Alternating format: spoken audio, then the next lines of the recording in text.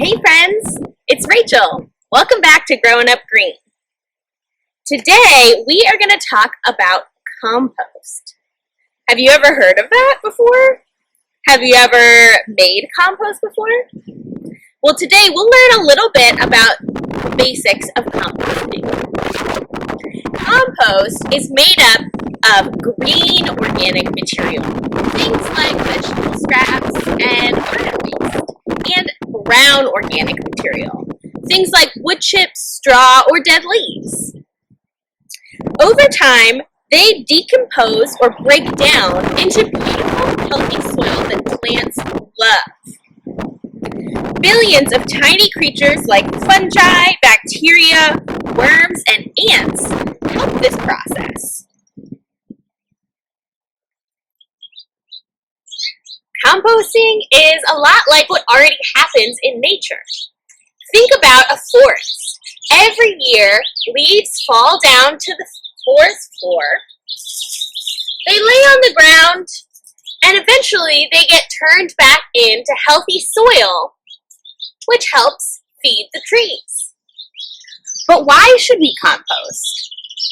Well, by composting, we're creating a fertilizer that can help keep our houseplants and our gardens happy and healthy. Compost has all the nutrients that plants need to grow big and strong. By composting, we're also keeping our food scraps out of a landfill. Have you ever heard of a landfill? It's basically a big hole in the ground where all of our trash goes. But our trash doesn't break down like compost does. Instead, it all gets mixed together in a big chemical soup that can really hurt the land, the air, the water, and the people and animals that live nearby.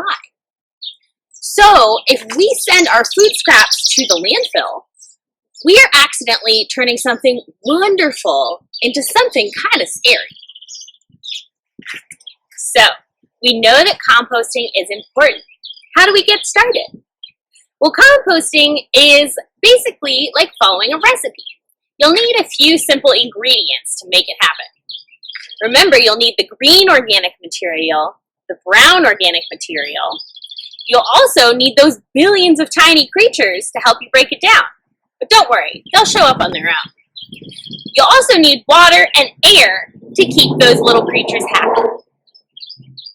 So, you can get started by saving your vegetable scraps. Instead of putting your apple cores, your potato peels, your strawberry tops into the garbage, find a new container to keep them in.